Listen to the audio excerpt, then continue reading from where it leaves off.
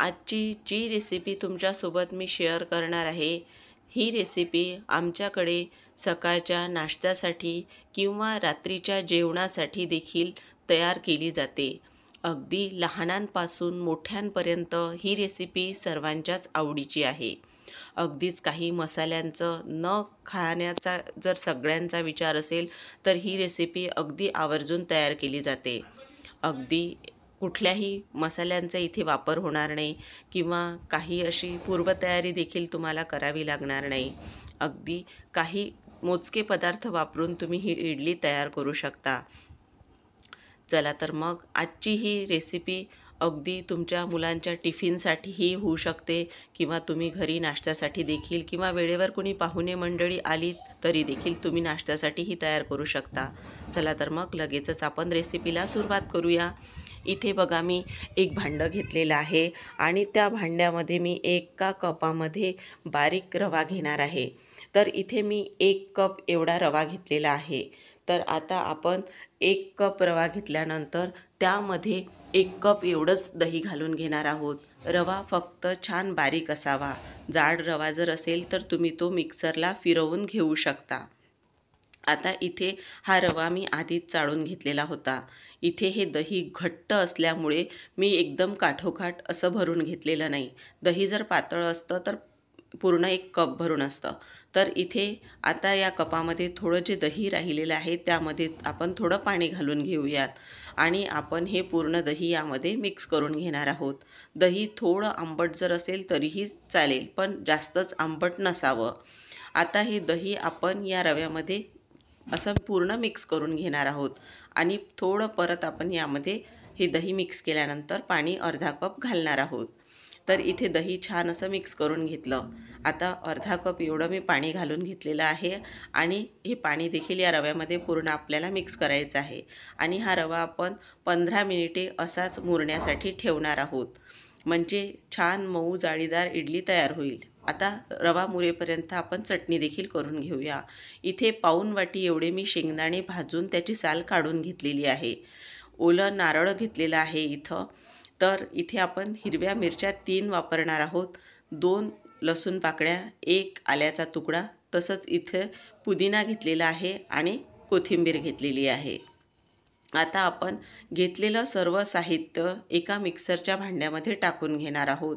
शेंगदाणे, पुदिना, कोथिंबीर, हिरवी मिरची, आपलं जे ओलं खोबरं, ते सर्व आपल्याला या मिक्सरच्या भांड्यामध्ये टाकून घ्यायचं आहे. फक्त इथं मी मिरच्या 2 वापरलेल्या आहेत. जास्त तिखट असल्यामुळे 3 घेतल्या होत्या पण 2च वापरल्या. आता यामध्ये आपण पाणी टाकून हे छान बारीक करून घेणार आहोत. चटणी आपल्याला छान बारीक करून घ्यायची आहे. तर आता आपल्याला पूर्ण हे बारीक केल्यानंतर मी तुम्हालाही दाखवते. बघू शकता किती छान अशी बारीक झालेली आहे.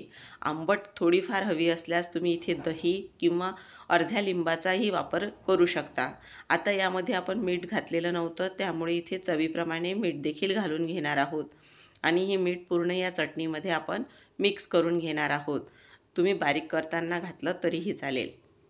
आता ही जे आपण बारीक करून घेतलेली चटणी आहे ती एका भांड्यामध्ये काढून घेणार आहोत आणि नंतर मग यावर आपण तडका देणार आहोत. तर इथे बघू शकता ही चटणी किती छान, हिला रंग देखील आलेला आहे. आता तडका पॅनमध्ये आपण तेल छान असं कडकडीत गरम करून घेतलेलं आहे. यामध्ये आपण जी उडीद डाळ आहे ती 1 चमचाभर घेतलेली आहे. ती छान सोनेरी रंगाची झाल्यानंतर इथे आपण अर्धा चमचा एवढी मोहरी घालणार आहोत. आता इथे उडीद डाळ देखील मी अर्धा चमचाच घेतलेली आहे आणि त्यानंतर सुक्या 2 लाल मिरच्या घेतलेल्या आहेत. इथे हिंग देखील तुम्ही घालू शकता. आता हा तयार केलेला तडका या चटणीवर घालायचा. तडका घालता बरोबर बघू शकता चटणीचं एकदम रूपच बदलून गेलेलं आहे. आता हे पूर्ण हा तडका या चटणीमध्ये मिक्स करून घ्यायचा आहे आपल्याला. आता आपण रवा देखील बघून घेऊया. तर इथे 15 मिनिटानंतर तुम्ही बघू शकता रव्यातील पूर्ण पाणी आपलं रव्याने शोषून घेतलेलं आहे. आता यामध्ये आपण परत पाणी घालणार आहोत आणि हा रवा पूर्ण मिक्स करून घेणार आहोत. म्हणजे यात अजिबातही गुठळ्या व्हायला नकोत किंवा हा रवा पूर्ण एकसारखा असा तयार व्हायला पाहिजे.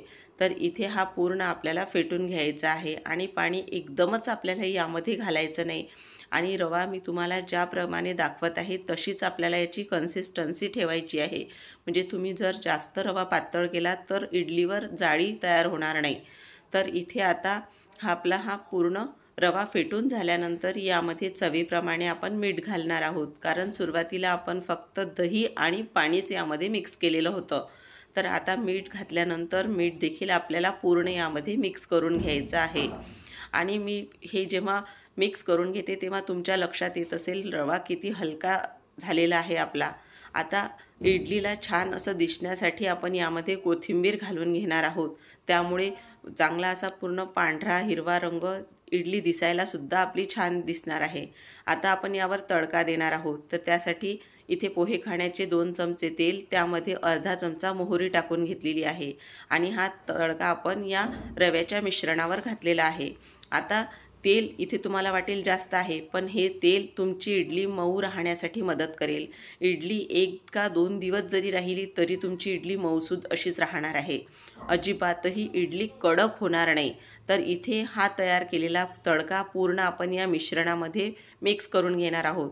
आता इडली पात्रात टाकण्याआधी आपलं जे इडलीचं कुकर आहे ते आपल्याला प्रीहीट करून घ्यायचं आहे.